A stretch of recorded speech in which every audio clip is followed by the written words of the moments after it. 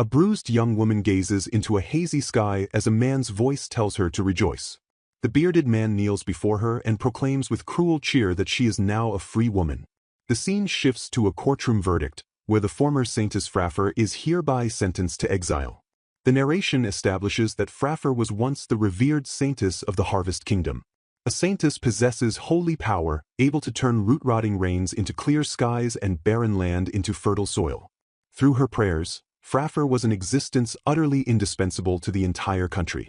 However, the towering figure above her delivers the cruel truth that her holy power has been lost. The scene shifts back, as Frafre recalls how at 3 years old her orphanage was slated for demolition and everyone but her was driven from the country. Because she carried holy power, she was taken to the royal palace and forced into a harsh life of confinement in the underground dungeon. Sustained on only 1 meal a day, she could never maintain her strength against such relentless malnutrition. Kneeling on the cold stone, she remembers the small defiance she devised against her starvation. On the bare ground of the dungeon, Frafre secretly coaxed vegetables to sprout from nothing. She smiles faintly at the memory of the tender leaves that somehow supplemented her ruined nutrition. But that fragile secret could not last, the narration warns ominously. His Majesty Jalpal discovered exactly what she had been doing. The king violently rips the vegetables from her grasp, aghast, demanding how she dares use her holy power for personal gain. A heavy boot crushes the scattered leaves into the dungeon floor. Face twisted with contempt, Jalpal roars that if she has time to imitate peasants, she should use her power for the country. Her trembling hands close around empty air where the vegetables had been. Crumpled and alone on the prison floor, Frafre whispers her broken understanding into the dark. Forbidden from growing vegetables, Frafre soon found herself unable to use even her holy power. A guard kicks her starving body to the floor and sneers at her to savor it, calling her a useless wretch as he drops her meager chow. Tears slip down her face while the cruel voice insists this misery is all she deserves. Her trembling hands close around the scrap of bread, and she tells herself she must get something in her stomach to survive. Curled against the dungeon wall, she clutches her knees in the cold and waits. The lock clicks open, and her exhausted eyes lift toward the sudden sound. A figure seizes her violently and drags her across the floor without warning. Frafre screams as a fur-cloaked nobleman hauls her away into the light. The man's face contorts with open disgust as he looks down at her. Casting her thin body to the ground, he remarks with contempt that she is exactly the scrawny and creepy wretch he expected. Looming over her, the nobleman declares that she lacks even the value of a prostitute and calls her an utter waste. Through a haze of pain she murmurs faintly that it hurts, while the voice mocks that they gave a piece of trash like her the status of saintess. The fur-cloaked king accuses her coldly of never repaying the favor and using her holy power only for herself. Smiling with cruel satisfaction, he warns her to be prepared because she will receive a fitting punishment. Beaten and curled on the cold floor, Frafre lies motionless as the blows finally cease. A single tear traces down her cheek as she stares emptily into nothing. The king sneers that without her holy power she is nothing but trash and that it is best she leave quickly. Dazed and bruised, Frafre wonders faintly whether her current physical strength will even let her leave the palace alive. The nobleman tells her with mock reassurance not to worry, gesturing toward the waiting carriage that will send her to the border. Spreading his arms with theatrical cruelty, he muses that the orphanage trash she came from might be living abroad, and that if she wanders long enough she might eventually meet them. Frafre pleads desperately, begging them to wait just a few days so she might sunbathe and surely her power will return. The king cuts her off coldly, declaring it denied because the matter is already decided. That he gestures toward 3 elegant noblewomen, explaining that there are several proper saintesses among the nobility besides her. Frafre stares in dawning horror, wondering whether these girls from whom she senses only the faintest power are truly meant to be her replacements. One twin-tailed noble saintess laughs behind her glove, mocking how presumptuous it is for a lowly bottom-feeder like Frafre to imagine sharing their stage. A knight in armor seizes her and declares the conversation over, ordering her to get into the carriage now. The noble saintesses promise sweetly to bring sunlight to the kingdom in place of a useless thing like her. The knight throws her bodily into the carriage as the king looks on. Leaning close with cruel mockery, the king tells her to listen to the voices of the people and understand exactly how worthless she is. The carriage rolls away through the palace gates toward the distant border. Through the small window, Frafre hears the townsfolk jeer, marveling in disgust that this girl who is practically bones once called herself the saintess. The crowd presses in with twisted faces, screaming at her to get out of the Harvest Kingdom now. Tears spill down her cheeks as the voices shriek for her to never come back, and she murmurs faintly that she sees. Alone in the rocking carriage, Frafre weeps quietly and realizes that everything she endured was ultimately pointless. The coachman glances back with a sly grin, asking the former saintess what is wrong and whether she looks so pale because she is seasick. Pale and trembling, she admits weakly that yes, she feels like vomiting. The coachman smirks knowingly and simply replies that he sees. The man suddenly shakes the carriage violently, sneering that a tax thief from the country is a criminal who needs to atone, and that he will make her comfortable. Frafre screams for him to stop, begging to know why he is doing this as she is flung helplessly across the seat. He warns her with cruel delight that if she vomits inside she should not expect to survive. The carriage door bursts open and Frafre tumbles out into the open air. Sprawled in the dirt, she hears the coachman announce that he will take his leave now, jeering at her to try to live cheerfully. Frafre lies motionless on the barren ground as the carriage disappears, and a quiet thought asks whether this is truly the end. Gazing faintly after the retreating wheels, she finds herself wishing that at least once more she could feel the warmth of something kind. I wanted to meet someone with a warm heart, Frafre thinks faintly, like the big brother from the orphanage. Drifting in and out, she murmurs that she hears something, a faint sound nearby. A soft groan escapes her as a clicking noise stirs her from the dark. She senses something brushing against her arm and wonders dimly what it is. Her eyes flutter open, and she shrieks in startled terror. Frafre thrashes and wails that it hurts, flailing against the unfamiliar surroundings. A gentle voice tells her to calm down and that she should be fine after a while. Still panicking, she demands to know who the stranger before her even is. A bespectacled man introduces himself as the royal chief physician serving the Riverside Kingdom Palace. He explains that he has been ordered by His Majesty the King to examine her. Frafre blinks in confusion, echoing the words royal chief physician back to herself. The physician smiles and remarks that if he gets to see such a cute face, it is all good. He announces that he shall go report to His Majesty, but tells her to rest a while longer just to be safe. His Majesty, she wonders, and the Riverside Kingdom, a place she has never heard of. She recalls that she was exiled from the Harvest Kingdom, about to die in the wilderness before she lost consciousness. Something soft suddenly presses against her, and she startles in bewilderment. She buries her face in a pillow, dazzled, marveling that it feels amazing and impossibly fluffy. A voice observes calmly that it seems she has awakened. Two strikingly handsome men lean over her, gently asking how she is feeling. She flushes, thinking how beautiful the golden-haired one is as a voice explains she collapsed in the wilderness and slept for several days. Clutching the pillow, she blurts out that it is very soft and comfortable. The golden-haired man laughs and clarifies that he was asking about her physical condition. Now that he mentions it, she admits the nausea is gone and she feels much better. Timidly she asks who he is, wondering aloud whether perhaps he is the one who saved her. The physician sharply tells her to mind her tongue, warning that this person is someone of importance. The physician announces that the golden-haired man is the king of the Riverside Kingdom, His Majesty Forced Riverside. Frafre's eyes go wide in pure shock as she stammers that he is the king. Bowing low, she apologizes for her rudeness and thanks His Majesty for saving her. Force tells her warmly not to worry, calling himself a rookie king in name only who is always helped by everyone.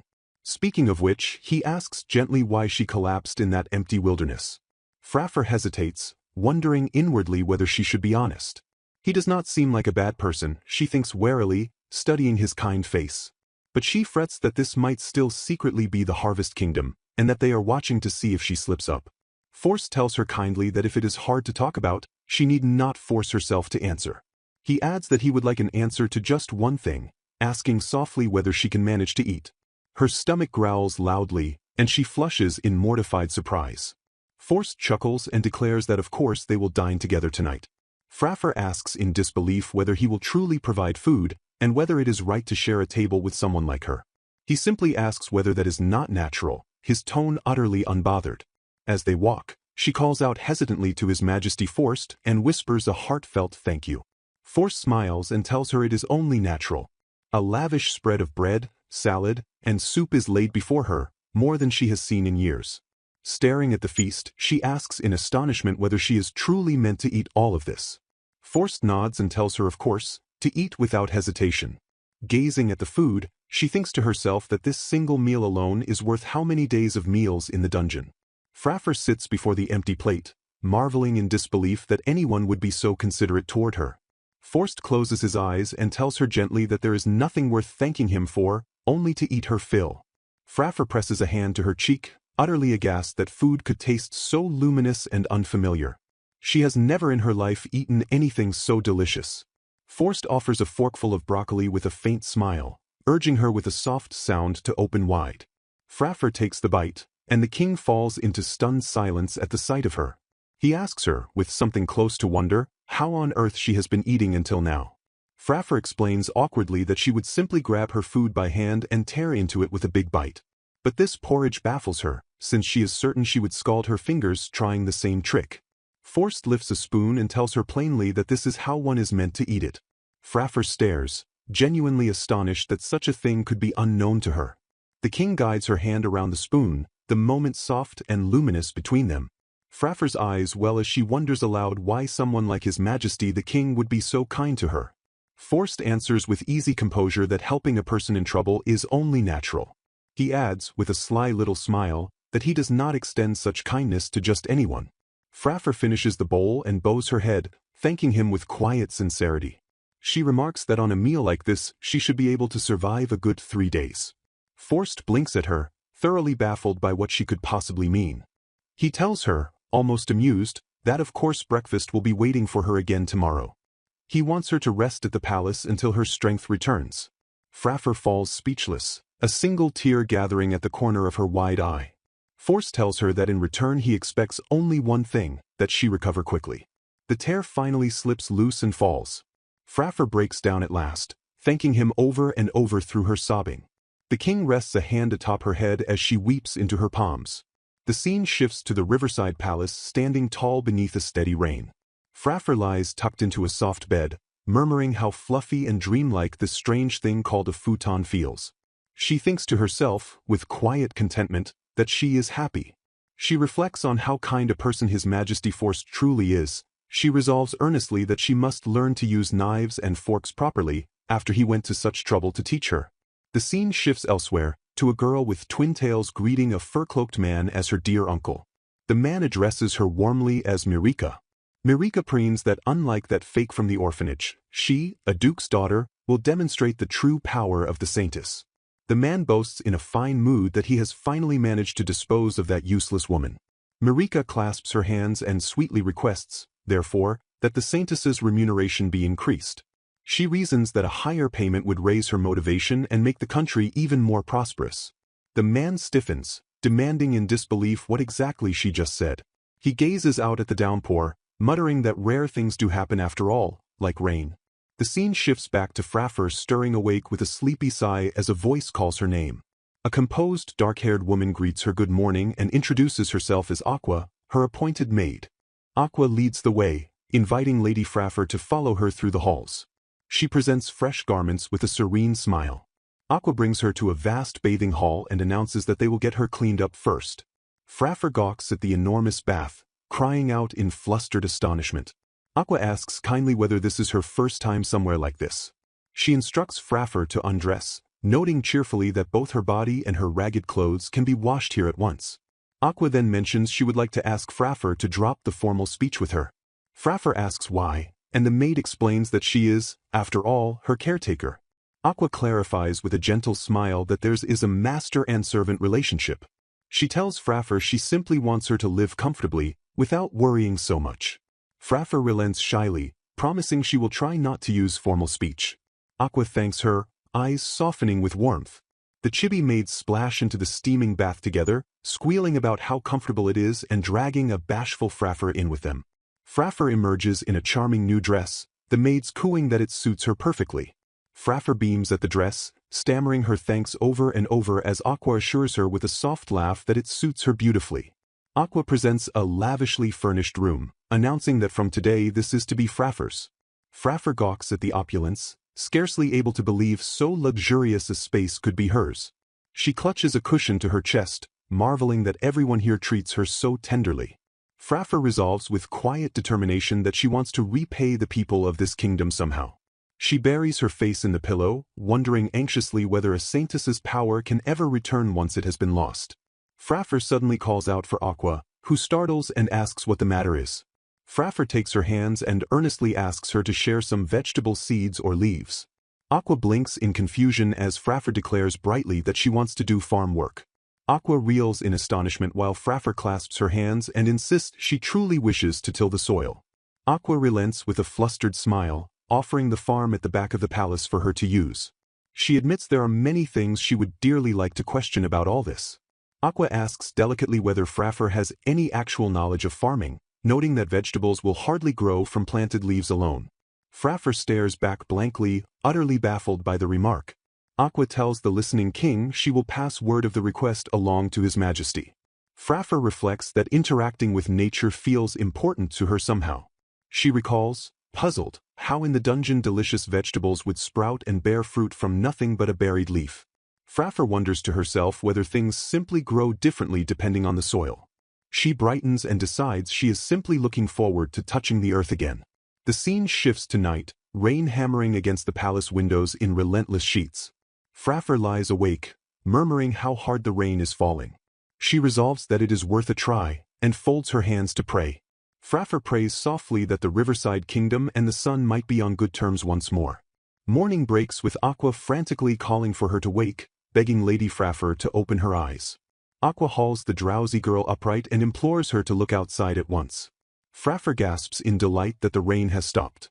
Aqua marvels that a clear sky over the Riverside kingdom is an exceedingly rare thing. Frafre quietly folds her hands again, the gesture not lost on the watching maid. Aqua remarks that Lady Frafre offers prayers, doesn't she, adding that His Majesty often does the same. She explains it seems the king prays so as never to forget a certain person dear to him from the past. Frafre listens, wide-eyed, as Aqua adds there is also a wish woven in for the country to prosper. Frafre murmurs that she sees something thoughtful settling over her face. The scene shifts to the vast palace farm, where Frafre flings her arms wide and cries out at its sheer size. She promptly slips and goes tumbling into the mud, Aqua aghast at the spectacle. Frafre picks herself up, beaming that the weather has cleared and she is ready to begin. Aqua gently warns that vegetables will not grow from mere planted leaves. Frafre cheerfully waves the concern aside as she pats seeds into the earth. Aqua concedes that even unsprouted leaves at least enrich the soil as nutrients. She tells Frafre to simply enjoy herself however she likes. Frafre closes her eyes and prays that delicious, nourishing vegetables might grow in this farm. Aqua asks afterward whether she had a good time.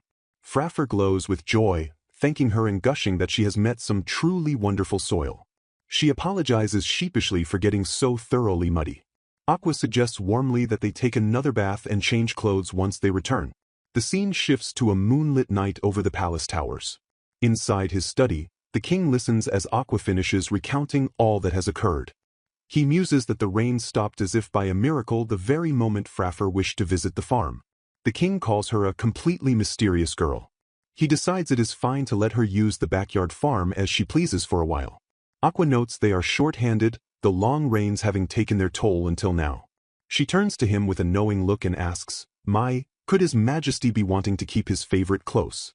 The king sharply denies it as Aqua feigns innocent surprise. She leans in and presses whether his favor for a single woman might not be because he has fallen in love. The king flushes and sputters in protest. Aqua acknowledges that she knows His Majesty is kind, but warns the nation now faces a grave food shortage.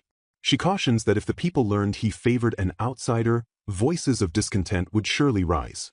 The king answers quietly that he understands what she is saying.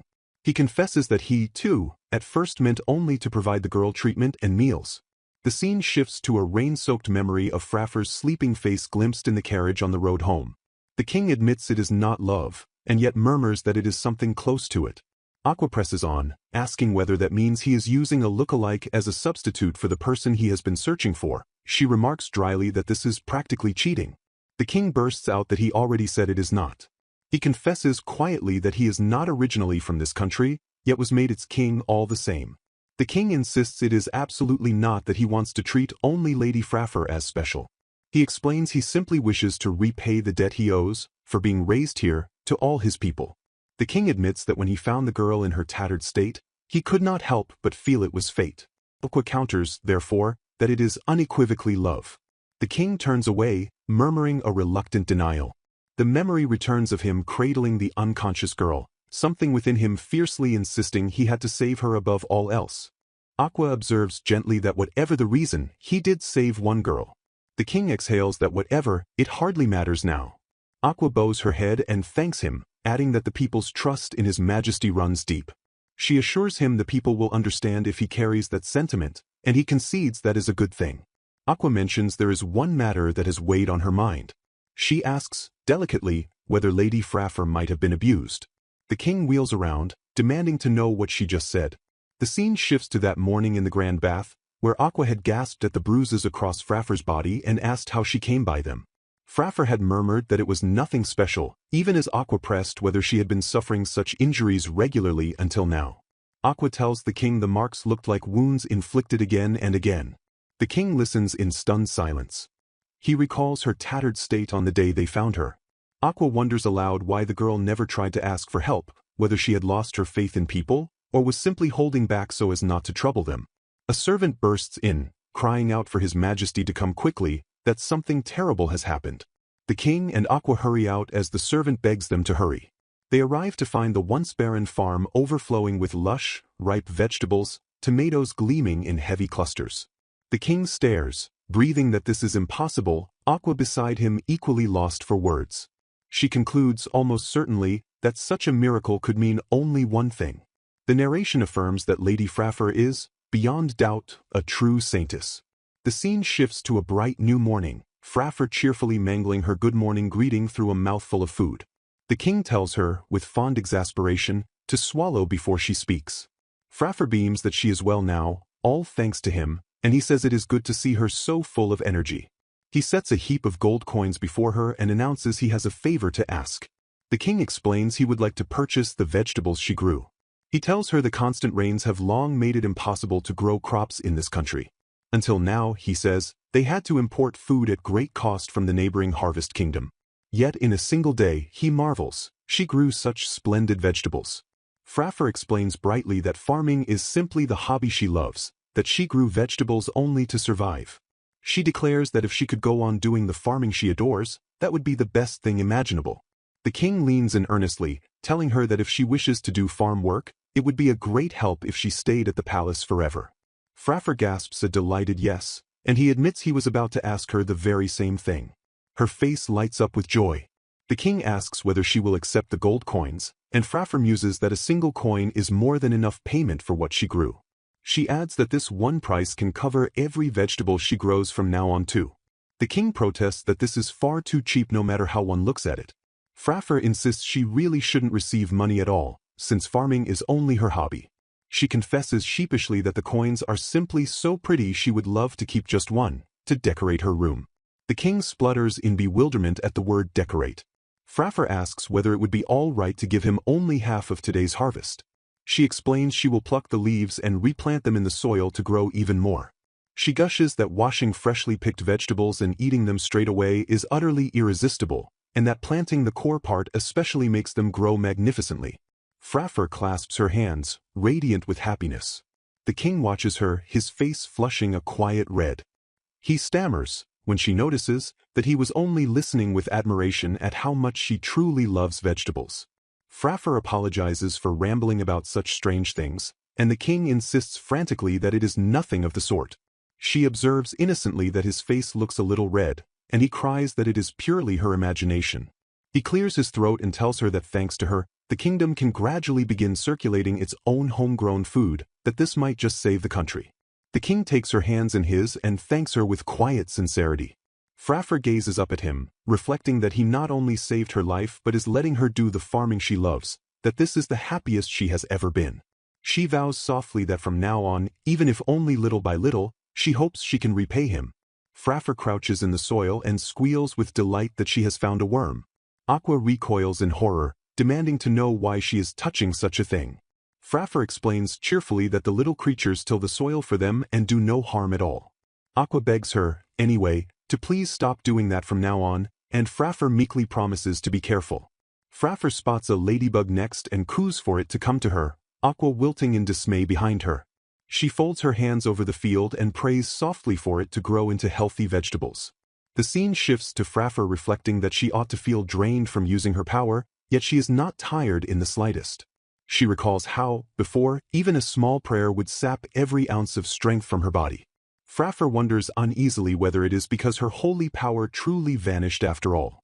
Aqua approaches and asks gently whether something is the matter.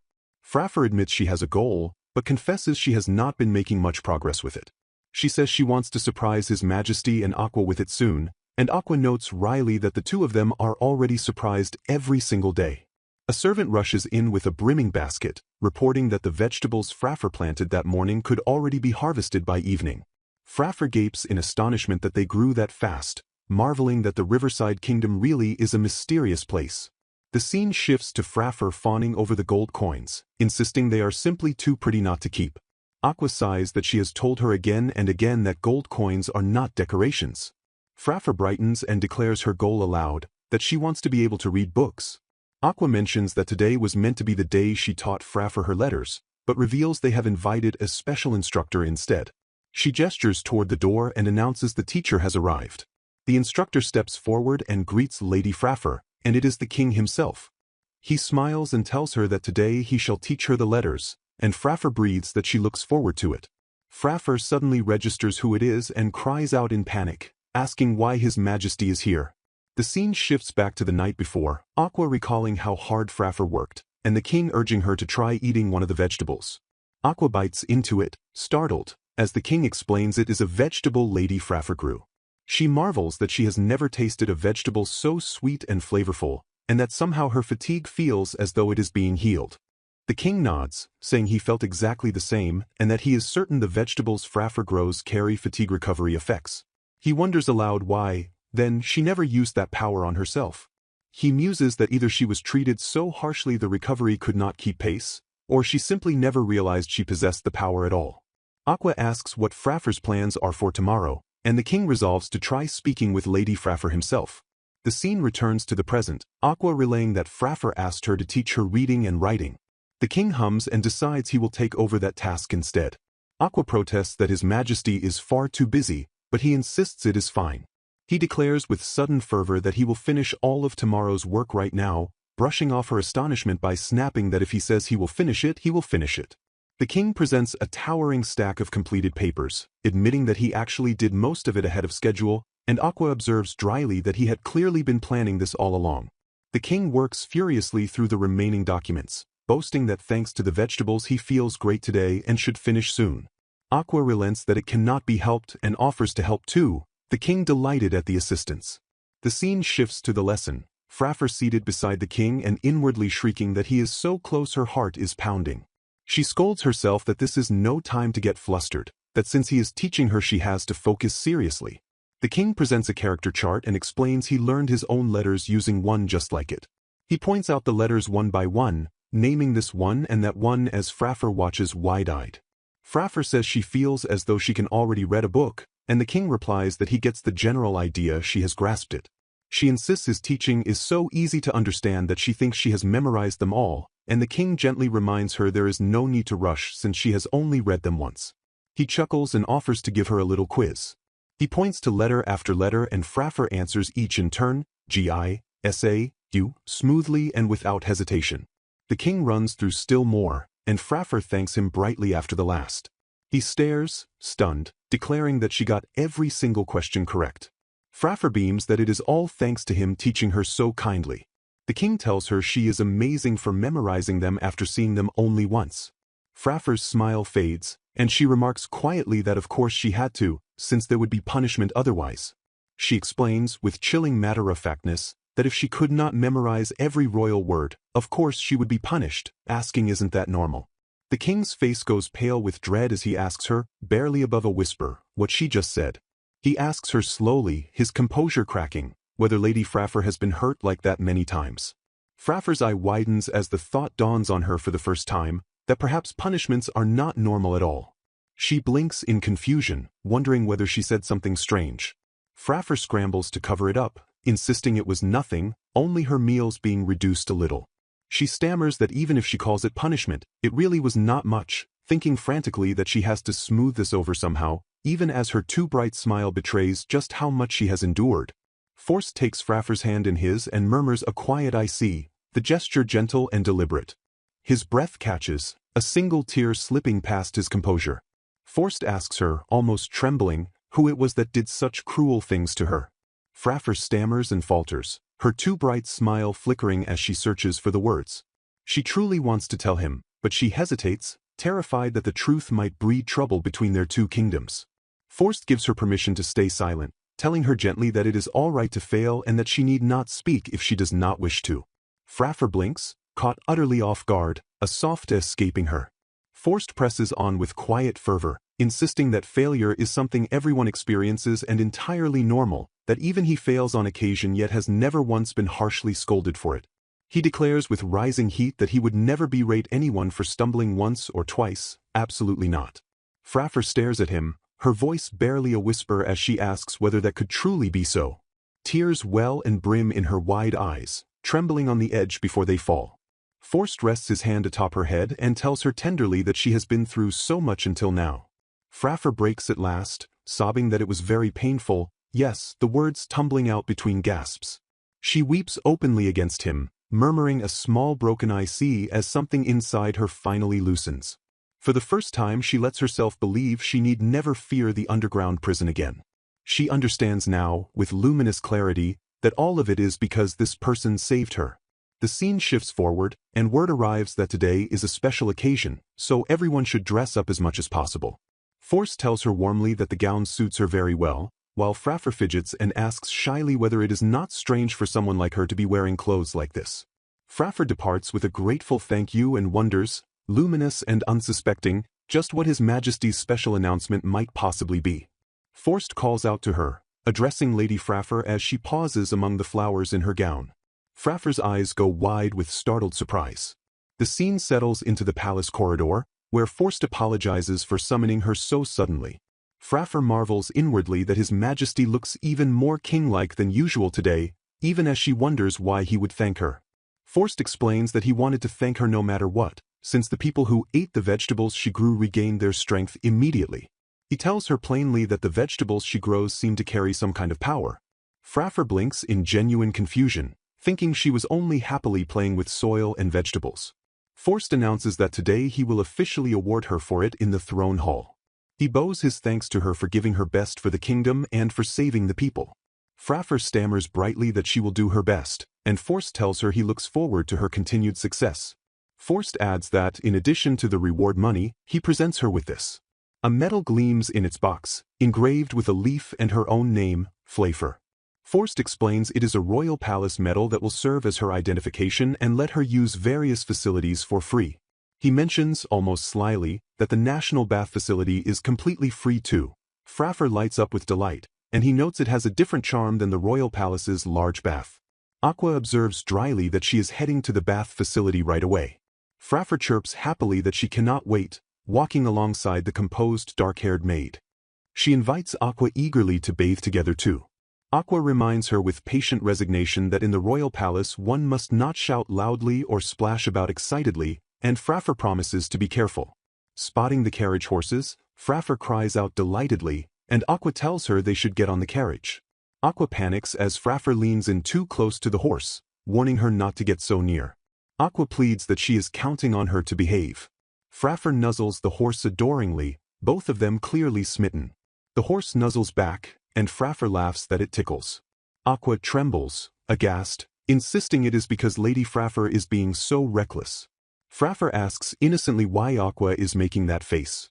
Aqua, exasperated, marvels that Frafre can even tell such things, and Frafre explains the horse simply looked like it wanted to be petted before working. Aqua admits she did not expect her to have a talent for being loved by animals. Frafre hums cheerfully to herself, perfectly content. At the bath facility she falls quiet, recalling that the people of the kingdom always bathe in public bathhouses. She had imagined it would be super crowded and lively, yet there were fewer people than she expected. Aqua confirms that it has been a while since she came herself, but yes, it was fewer. Frafre wonders aloud whether people simply do not like baths, and Aqua tells her she does not think that is the case. Frafre asks what she means, and Aqua explains they probably do not have the leisure. Aqua recounts that the Riverside Kingdom is originally a land where it rains all year round, and especially this year it has been constant heavy rain, leaving the citizens working non-stop with no money to spare for a bath. Frafre takes this in quietly, asking how things could be made easier for them. Aqua suggests improving food production, noting that right now they distribute the vegetables Frafre grew, but the royal garden alone cannot feed the entire nation. Frafre resolves that perhaps she should help with the farms outside the royal palace starting tomorrow. Aqua asks, pointedly, whether Lady Frafre intends to work for free again. Aqua launches into a fervent lecture that a lack of greed is wonderful, but she really should accept some compensation, or resentment and trouble will brew on all sides. Frafre happily surrenders the matter, declaring she will leave it to her, and Aqua vows to handle the question of her compensation herself. The scene shifts to a distant rain-soaked castle, where a weary voice asks Miri when the sun will finally show its face. Within the Harvest Kingdom, a nobleman frets that the rain is withering the royal vegetables, and Mirika flusters that, yes, right, of course. Mirika insists shrilly that she prays properly every single day, and that it is only because the other saintesses are not doing their job properly. In the Harvest Kingdom, a nobleman broods that the palace had finally become refreshed, even though they had disposed of the soil from the underground prison that once held that detestable woman's power. The nobles and Mirika lament that ever since they lost the vegetables, no one feels energetic, and not being able to eat that invigorating produce has left them feeling terrible. The nobleman bursts out that he knows the feeling all too well. He proposes slyly that they activate holy power over only the royal palace for a while, without letting the citizens find out. Mirika blinks in confusion, asking why they would make only the palace sunny. The nobleman declares, shameless, that of course it is to prioritize growing the vegetables he eats, since those vegetables let him handle state affairs energetically. Mirika frets that surely such a thing would be illegal, and he waves it away, insisting there is no problem. He proclaims that the highest authority in the nation must always be in good health, and that if he and Miri are full of energy the country will flourish and no one will complain. The two of them dissolve into smug laughter, Mirika praising her uncle's cleverness. Rain hammers the withering crops outside. The scene returns to the Riverside Kingdom, where Frafre, Aqua, and the maid set out to visit the farm closest to the royal palace. Frafre introduces herself shyly, explaining that she grows vegetables at the palace and offering a nervous nice to meet you. An elderly farmer woman greets them warmly, delighted that such cute children have come to visit. She introduces herself as Mirasha, and Aqua presents herself as Lady Frafre's assigned maid and thanks her for having them. Mirasha studies Frafre and asks whether she is the girl who grew the palace vegetables. She smiles knowingly, remarking that Frafre possesses a kind of extraordinary power she has never seen before. Frafre tilts her head, utterly puzzled. Frafre surveys the muddy field and announces she will get right to it. Mirasha asks if she could take a look at this field, and Frafre answers brightly that she will. Mirasha tells her gently that she need not be so nervous and should simply be natural. Frafre's eyes light up as she decides she will not hold back. She dives headfirst into the mud while Aqua and Mirasha watch in fond alarm. Frafre prays, luminous, that the soil become a place where everyone can live healthily, that delicious and nutritious vegetables grow, and that even the insects be blessed. Mirasha carries over a tea tray, praising her good work and inviting her to sit. Pouring the tea, Mirasha says she is satisfied, having seen more power than she imagined, and Frafre echoes the word power in confusion. Mirasha tells her that, just as Aqua said, Frafre should be properly aware of it, because she possesses an unbelievable amount of power as a saintess. Frafre stares, aghast, wondering how the woman could possibly know she is a saintess. A soft light gathers around Mirasha as Frafre wonders, could it be? Frafre asks whether Mirasha herself is a saintess. Mirasha admits it is long in the past and that her power has already weakened. Aqua suddenly bows her head, apologizing to Lady Frafre for everything until now. Aqua confesses that both she and His Majesty had realized Frafre was a saintess, but since Frafre seemed to be hiding it, they had struggled over how to tell her. She explains that when they consulted Lady Mirasha, a former saintess, she offered to give advice as a senior saintess if she could meet Frafre directly. Frafre protests softly that she was once a saintess but now feels more like a fake, since she does not feel as though she is using any power at all. Mirasha laughs that Frafre truly is unaware, insisting she is a genuine, remarkable saintess, and tells her to look behind her. Frafre turns to find sprouts bursting from the field where she prayed, breathing a stunned no way. She registers, astonished, that she does not feel the least bit tired. Mirasha explains that if Frafre can wield that much power without tiring, her strength lies outside all standards, since granting blessings not merely to weather but to nature itself is unheard of. She recalls that in her own active days, using that much power would have made her collapse from fatigue at once. For Frafre, Mirasha muses, something like this probably feels like going for a stroll. Frafre asks why she should have so much power, recalling her time in the Harvest Kingdom. Mirasha smiles tenderly. She explains that if Frafre properly took in nutrition and lived healthily, both her body and her holy power would return to normal. Aqua marvels that she now fully understands the magnitude of Lady Frafre's power, which defies all common sense. Frafre, however, pales with a private dread. She frets that if people learn she is a saintess, they will make her work all day long and she will never again be free to play in the mud. Mirasha and Aqua notice her distress, asking, well, what is wrong, since she looks so troubled. Frafre confesses, anxious but firm, that even if everyone learns she is a saintess, she still wants to play in the mud. Mirasha tells her simply that she can just do that. Aqua adds that if Lady Frafre uses her power for them, the Riverside Kingdom will become a peaceful and prosperous country. She insists tenderly that Frafre need not give up the things she loves for that, since Lady Frafre is free to live as she wishes. Aqua vows, with quiet steel, that if anyone ever appears who demands Frafre drain her power to the limit, or forces something cruel upon her, neither she nor His Majesty will ever allow it. She declares that mistreating a saintess, a national treasure, would be utterly absurd. Mirasha smiles warmly at the two of them. The scene shifts under a pale full moon over the palace. At dinner that evening, Forst sits with Frafre while Aqua serves. Forst apologizes that he kept quiet even after realizing she was a saintess. Frafre asks softly why he did not simply ask her directly. Forst admits he feared that if he asked, she would tense up and lose her composure.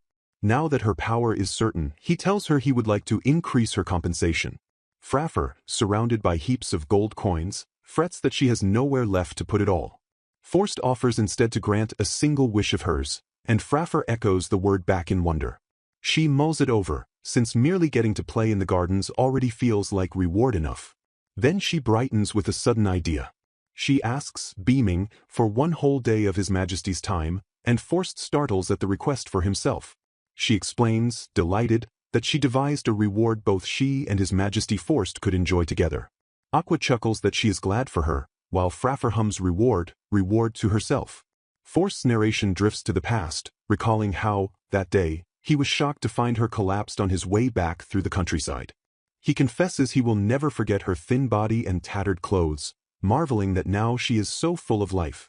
She is innocent and adorable, he muses, far too pure for her age, but the two share a tender look, and he admits she is far too charming.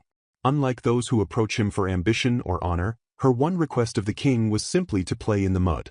Gazing at the moon, he wonders what on earth she is thinking, and admits he wants to know more about her. The promised day arrives, and Forst hesitates outside a grand bathhouse, asking whether a bathhouse is really what she wants.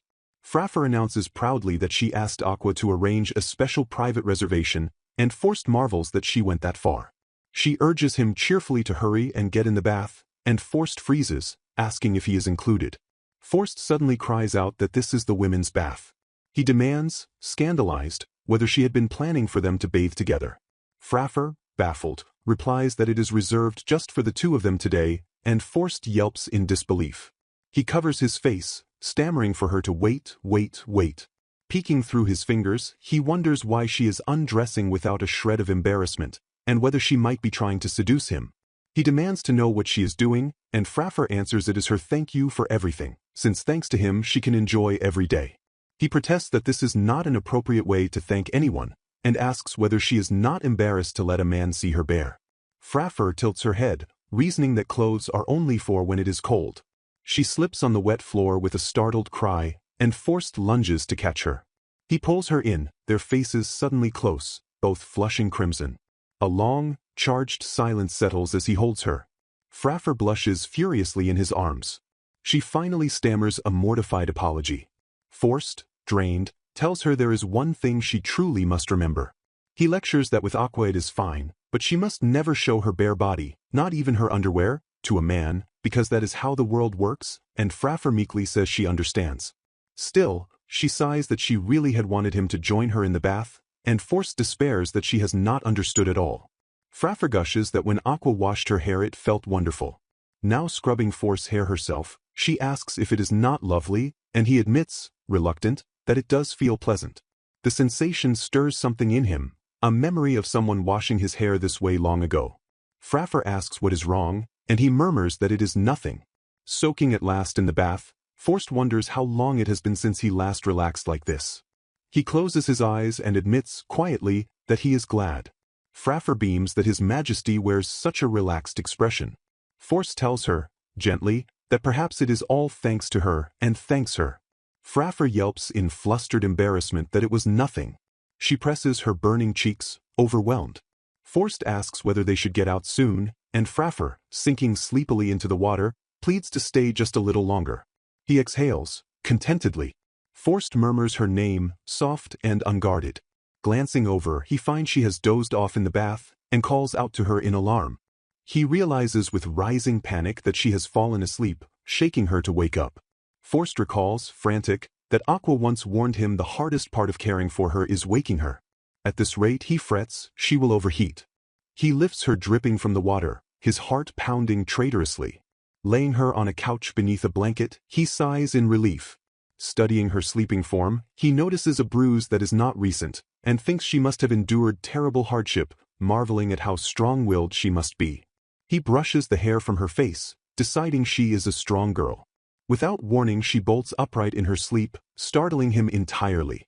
Defeated, he buries his face in his hands and admits he has no choice but to call Aqua. The scene shifts to the rain-soaked Harvest Kingdom, where a man tells Marika he has something to ask of her, and she asks what it is. The man, Duke Balmer, the king's younger brother, instructs her to travel to the neighboring Riverside Kingdom, the country without a saintess, and Marika balks at why she must go to such a place. Balmer reminds her that she possesses holy power, and bids her display it amid the poor conditions of the Riverside Kingdom. Marika protests that she hates the idea of living in another country, even if they want her. Balmer offers to simply send a different saintess instead, since all they want is a land without rain, and there is no need for her to be the one. His true scheme surfaces. If they curry favor with another nation while thinning out the excess saintesses until only Miri remains to support the Harvest Kingdom, it will be a triumph for the Duke's family. Marika worries whether the country will manage in her absence, since the remaining saintesses cannot bear the duties alone. Balmer assures her the vegetables his elder brother grew carry fatigue recovery effects and will be fed to the saintesses. Marika privately frets that the vegetables grown as a hobby always restored energy, yet this latest harvest yielded only ordinary produce. She knows in her heart those girls cannot possibly handle a saintess's duties on their own. Then a cunning thought strikes her. She smiles, deciding this might become an opportunity for her as well. Days later a caravan crosses the mountains, and an attendant announces they will reach the Riverside Kingdom shortly. Marika sighs that it was farther than she expected. Resolved, she declares she shall head to the Riverside Kingdom after all. Balmer sends her off with the charge to show them the power of the saintess, saying he is counting on her, while Marika resolves inwardly to follow her father's plan. Marika fantasizes that if the weather worsens back home in her absence, everyone will finally grasp how vital she is, and she will be revered as the most exalted saintess in the whole kingdom. She muses smugly that she might display her power in the Riverside Kingdom too and be welcomed with great enthusiasm, then pauses. A darker thought surfaces. Frafre is in the Riverside Kingdom, and if its people judge all Harvest Kingdom saintesses to be as incompetent as her, it would be intolerable. Balmer reassures her coldly that there is no problem, since by the coachman's account Frafre was discarded in the wasteland and should no longer be alive, and Marika remarks that she almost feels a little sorry for a girl who died abandoned in the wild. Arriving to find clear skies, Marika puzzles that the Riverside Kingdom was said to have no saintess and to suffer foul weather, so she cannot fathom why it is so sunny. She brightens, deciding that since it is sunny she would love to tour the farms, recalling how on her last visit the endless rain had turned the fields into lakes. Her carriage rolls toward the gleaming capital as she thinks, gleefully, that she will see for herself just how poor the country she has come to save really is. At the checkpoint, the Riverside guards greet her coachman with delight, marveling that they have had nothing but sunny days lately, the first refreshing weather they have ever been able to work in, never suspecting the discarded saintess they speak of has already turned their ruined kingdom green. The checkpoint guards reassure Marika cheerfully that there is no need to worry, that the weather is only miraculously good for the moment. They add that if she stays a while, the ominous sky will surely return, while Marika offers a faint, unconvinced reply that she sees. Inside the carriage, Marika reminds herself that the farm tour is what matters most now. She predicts confidently that they will find damp soil where crops can scarcely grow. The carriage halts before a greenhouse, and Marika recoils with a startled gasp at the sight that greets her. Rows of impossibly lush, healthy vegetables stretch out before her, thriving where nothing should. Marika and her attendant scramble for explanations, insisting the farm must rely on expensive fertilizer and that surely the other farms will not be like this. She demands aghast how such healthy vegetables could ever grow in a land that is always rainy, declaring it impossible. Tears of frustration prick her eyes as Marika orders them onward to the next farm. But the next farm glows just as luminous, and her composure cracks as she cries out asking what on earth is going on. This 1-2 overflows with thriving produce, and Marika's mounting panic spills over. Her attendant calls out anxiously for Lady Miri as she storms off, insisting she will simply ask someone herself. Cold sweat beads on Marika's brow as she clings to the thought that there is no possible way a saintess superior to her exists. She presses on with quiet, gnawing unease toward the farmers ahead. A weathered farmer greets her warmly, remarking that he has been touring the farms himself and that she has quite the harvest.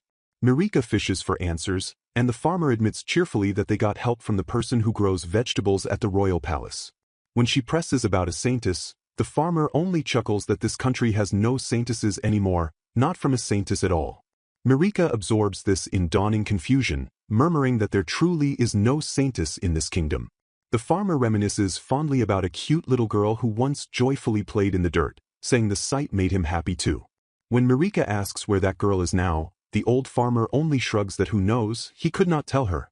Fate, he says with a grin, has brought Marika here, so he offers her one of his tomatoes to try. Marika accepts eagerly, and the instant she bites down her eyes fly wide in stunned disbelief. A radiant flush overtakes her face as she marvels breathlessly at what this impossible flavor could be. She rhapsodizes that it is almost like a magic spell that makes you happy, so juicy and sweet it blows away every ounce of the journey's fatigue. Utterly enchanted, Marika gushes that it is more delicious than any vegetable she has ever eaten, while the farmer beams that it is pretty great. Caught entirely off guard by her own delight, she resolves that she absolutely wants whoever grows vegetables this good to come to the Harvest Kingdom. Marika bolts back down the road in a frantic dash, leaving a bewildered guard staring after her. Seizing her attendant, she declares with feverish urgency that they will inspect every single farm in the capital immediately. The scene shifts to Marika in her carriage, declaring brightly that this is information her father and uncle will be delighted with, calling it such a wonderful discovery. She orders her driver that if he sees a girl in any of the farms, he must stop the carriage at once, and the driver replies that he understands. A voice cries out that there is a girl over there, and Marika startles with a sharp gasp. She peers out to find a figure sprawled face down in the dirt of the farm, murmuring that the girl is, that she is. Recognition flickers as Marika wonders aloud whether that could possibly be Frafre. Marika reels in disbelief, demanding what this is and why that woman could be in the Riverside Kingdom, aghast that she seemingly walked all the way across the wasteland. She studies the sleeping girl with confusion, noting that she looks nothing like she did back in the Harvest Kingdom. Marika wrestles with the impossible thought that the lush vegetables from earlier might also have been grown by Frafre, insisting she refuses to believe it. A maid's voice calls cheerfully that it is about time for Lady Frafre's meal, and the girl stirs awake with a tremendous yawn. Frafre stretches luxuriously and beams that the nap was so much fun. Watching from the bushes, Marika concludes with quiet condescension that the girl must have had a very hard life before this, to enjoy something as simple as a nap. The composed dark-haired maid Aqua approaches and gently tells Frafre that even her mouth is covered in dirt, asking her to rinse it with water. Aqua tenderly wipes Frafre's face clean while Marika scowls at the scene from her hiding place. Marika seethes inwardly, demanding to know why that useless woman is living with such a radiant smile. She broods that Frafre is weaker than her yet looks so happy, wondering bitterly if the girl has any idea how hard true saintesses work to fulfill their duty. Marika reassures herself that Frafre was probably picked up by some merchant and is merely being made to work, and that today simply happens to be her day off. She huffs that this is a country with so little entertainment, and orders the carriage onward to the next farm. Riding away beneath a brilliant sky, Marika laments that in the end they never found any vegetable-growing prodigy girl, and what a shame she could not show off her own power. Still, She muses that with weather this clear, there must surely be some powerful saintess the people do not know about. At a vegetable market, Mirika throws her arms up in delight, and her escort observes dryly that for someone complaining so much, she seems remarkably cheerful. She chirps that it is because she was able to buy so many vegetables, and that she has gathered valuable information her father will surely be pleased with. Her escort asks whether they shall return to the Harvest Kingdom now, and Mirika agrees eagerly, thrilled they will have endless delicious vegetables to eat along the way. The scene shifts to the Riverside Kingdom Palace, where an attendant informs His Majesty that the spy sent to the Harvest Kingdom has returned. Forst startles as he reads the report in his hands. Aqua tells him gravely that Lady Frafre's treatment was beyond anything they could have imagined, and Forst murmurs that it is just as he suspected. His expression darkens as he recounts that the Harvest Kingdom's weather had been stable entirely thanks to Lady Frafre, yet they abandoned her in the wasteland under the pretense of disposing of trash. Aqua then asks pointedly whether His Majesty was also exiled from the Harvest Kingdom. Forst confirms it, saying that in his case he survived thanks to this country, but that Lady Frafre had spent so very long suffering. Aqua reassures him that it is thanks to His Majesty that Lady Frafre was saved, and that without his intuition and quick judgment she would surely have perished.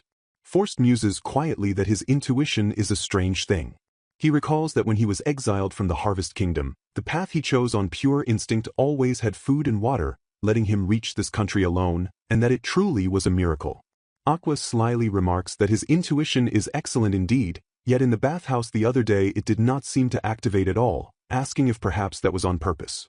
Forst flusters and protests frantically that that is not it. Aqua smiles that there is the usual outburst and she feels relieved now, admitting she had feared he might act on his anger and punish the Harvest Kingdom. Forst answers firmly that of course he would never do that. His face turns serious as he warns that if Frafre's power is ever exposed, there will be those who try to take her, so they must keep her under constant watch and Lady Frafre must also be guarded. Aqua teases that everything would be solved if His Majesty simply married Lady Frafre, needling that he could not do a thing even when she stood naked before him, cowardly as he is. A crimson-faced Forst begs her to stop teasing him. Aqua laughs that she is only joking, then resolves that they will increase the surveillance and her guards regardless. Cut to Frafre, suddenly trailed by a small crowd of guards, blinking in bewilderment at so many people. The scene shifts, and Forst asks whether he may speak with Lady Frafre for a moment. Frafre turns to him brightly and asks what it is. Forst tells her that it seems the Harvest Kingdom has been suffering from constant rain lately. Frafre puzzles over this, noting that the country is supposed to have 3 saintesses. Forst asks whether, up until now, she had been the one praying for the Harvest Kingdom's weather, and she confirms that she had. He presses gently, asking that if they assume her holy power was what kept the Harvest Kingdom safe, was she ever properly compensated for it? Frafre's face shadows over, and she asks quietly why he is asking something like that. Forst explains that bad rumors about the Harvest Kingdom have reached them, and that depending on whether they are true he may cut ties with the country altogether, so he wished to hear the opinion of Lady Frafre, who lived there.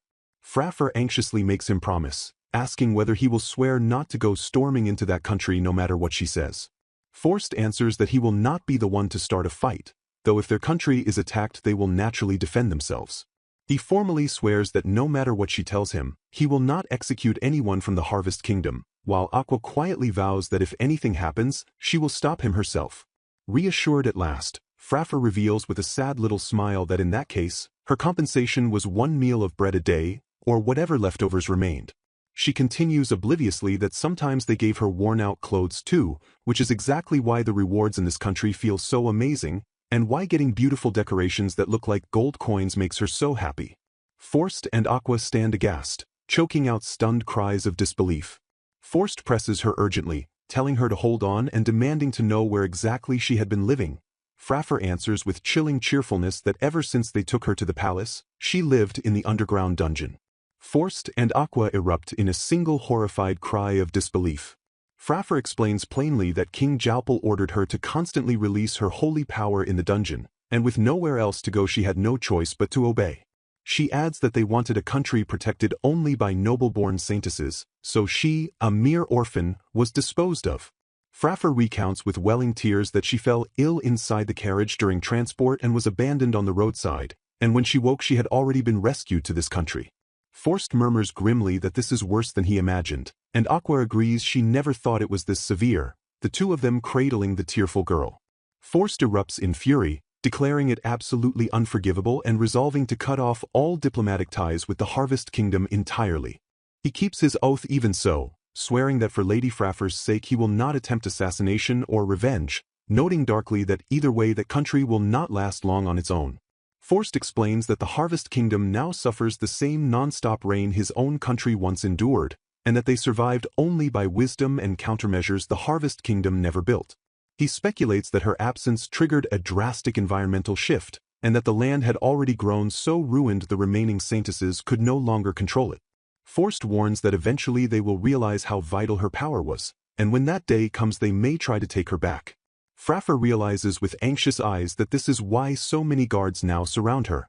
Forst apologizes softly for making her recall such a painful past, but Frafre smiles that she is actually happy he cares about her so much. He blurts out forcefully that of course he cares about her, seizing her hands. Then he catches himself, flushing crimson, and stammers a flustered apology for raising his voice without thinking. Frafre marvels quietly, blushing, that it is not her holy power he treasures but the very days they spend together, whispering Your Majesty.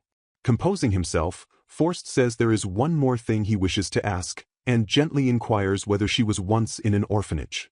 Frafre answers softly that she was, but only when she was very young. She recounts that she was taken from the orphanage by the king of that time, and though life was at first better than the orphanage, it slowly grew worse until she ended up living in the palace dungeon. She adds with chilling calm that she was still better off, because the other children from the orphanage were all disposed of. Her face softens into a tender smile as she recalls that one of those children treasured her very much. And just like His Majesty, she says, that boy had sharp intuition. Frafre brightens with hope, saying she believes that boy might still be alive somewhere. She insists with sparkling eyes that he is surely alive, somewhere in this very country, and Forst quietly confirms that yes, he is alive. Forst reaches out his hand and tells her plainly that the boy is in this country, while Frafre exclaims that she would love to meet him if she could. Forst suddenly pulls her into an embrace, her eyes flying wide with shock. Holding her close with his eyes shut, he whispers an apology for not realizing until now. Then he tells her, cradling her head, that her big brother is right here. Frafre's eyes go enormous as she lets out a stunned cry of disbelief, while Forst blinks back in confusion. The scene shifts to the orphanage, with Frafre narrating that she remembers little of those days because she was so small. But there is one thing she remembers, even if only faintly, her beloved older brother. A tiny Frafre peeks over a bush with awestruck, sparkling eyes as a small figure appears beyond the fence. She runs joyfully into the boy's arms crying brother, while in the dirt he finds her and calls out warmly that this is where she was hiding. He chuckles that honestly she really does love playing in the mud. The little girl giggles that when she plays in the mud, she feels energized. Frafre narrates that all the orphanage children had no names and were called only by numbers, but there was one boy who was different. She describes him as an older boy who called her little sister and always treated her kindly. He was not her real brother, she explains, but she began calling him big brother all the same. In a wooden tub the boy scrubs her clean, warning that if she does not wash off the mud she will be scolded again, while she delights that the bubbly bubbles feel so nice. She giggles that she will make him all bubbly too, big brother, as a flustered Forst hurriedly insists he is fine. The two dissolve into a bubble-covered, laughing tangle. Frafre narrates that life at the orphanage was harsh, yet the time she spent with her big brother was always fun. The mood darkens to a bleak night, the children sleeping on cold stone, as the boy stirs awake to murmurs in the dark. Young Forst wakes to find her bed empty and, glimpsing her small figure slipping away, calls out asking what is wrong. The little girl rubs her eyes, hiccuping through tears that she had a scary dream. She describes being locked in a dark place while a frightening person kept yelling at her, and the boy gently says that must have been frightening and tells her to come here. He holds her close, soothing her that it is okay, big brother is right here, and she murmurs a small contented sound. She drifts to sleep wishing that tomorrow she can have fun with big brother again. The boy smiles softly that it sounds nice, and says he will try that too. He closes his eyes beside her, wishing quietly that he can keep spending time with his little sister forever. That's right, the dark figure confirms, as Forst holds Frafre close and she asks breathlessly whether he really is her big brother. Back then they had no names, he explains, except for the two of them, who called each other something special. Yes, she cries, beaming through tears, he was the only one who ever called her little sister. Then there is no mistake, he murmurs warmly, his eyes closed and his smile gentle. I have always wanted to see you again, Forst confesses, clutching her as she weeps against his chest. Well, he adds with quiet amusement, they have in fact been together all this time.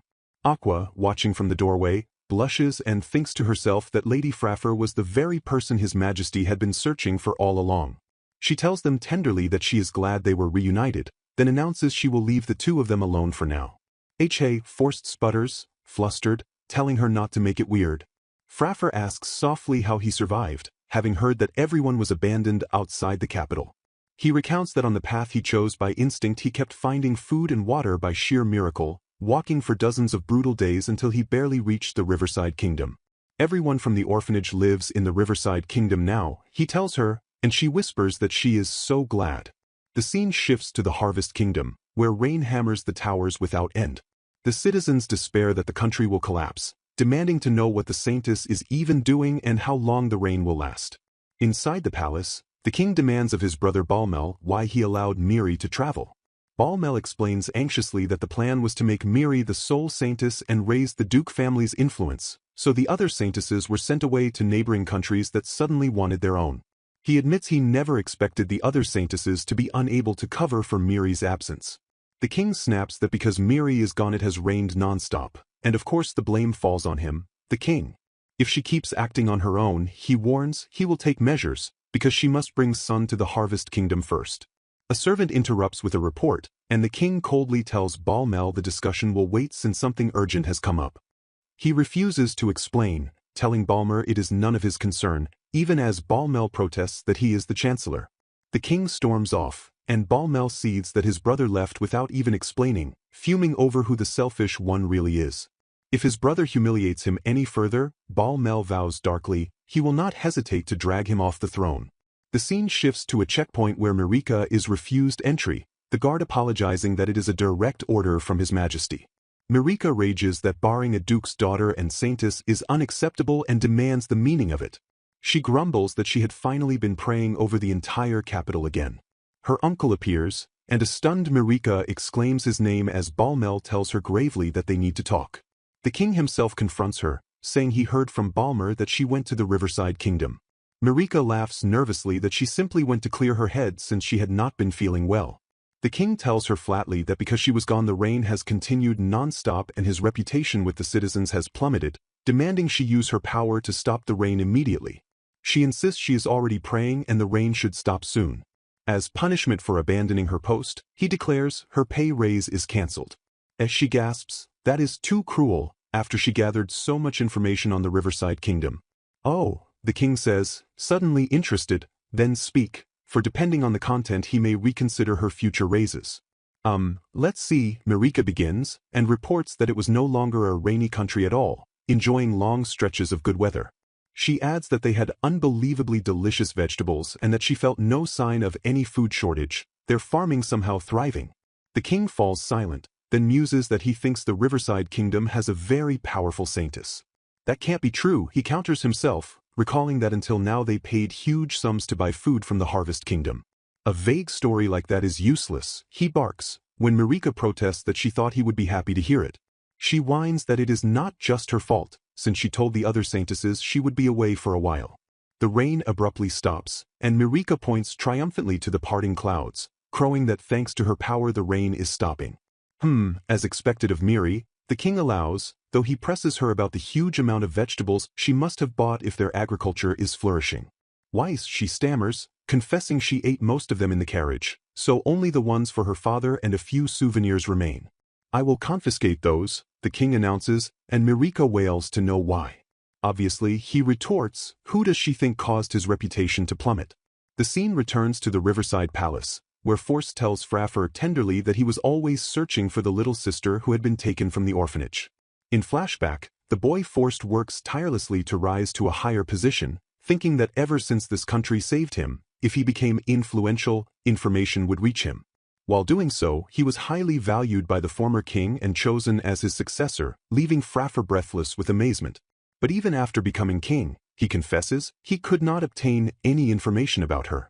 As a final gamble, he went personally to search in the Harvest Kingdom, fearing she had been sold to some merchant or perhaps was no longer alive. And then, he continues, holding her face gently in his hands, he found her along the way. I can't believe you were searching for me so desperately, Frafre murmurs, her heart pounding. When he saw her collapsed, he tells her his instincts told him exactly who she was. At first he only meant to help someone in need, he admits, but as they spent time together he became more and more drawn to her. His intuition back then was not wrong, he whispers into her hair, to think she was his sister. Then comes the turn, as he takes her hands and says he wants her to be his fiancée. Fiancée, Frafre echoes, her eyes going wide and blank with shock. The doors burst open and Aqua charges in, beaming, crying out her congratulations. Fiancée, Frafre stammers again, surrounded by little floating animal faces of bewilderment. Ah, there is no one he could marry except her, Lady Frafre, Force declares, flushed and earnest. You finally said it, Your Majesty, Aqua weeps joyfully, pressing her hands to her face. W.2, Forced suddenly falters, blushing as Aqua's delight overwhelms the room. Fiancé, marriage with King Forced, her big brother, Frafre reels, her eyes spiraling as the words refuse to connect. Her thoughts cannot keep up, she wails internally, swept away by the dizzying collision of brother and proposal. Lady Frafre, Forced and Aqua cry in alarm as she swoons clean away between them, the question of her answer left hanging in the air.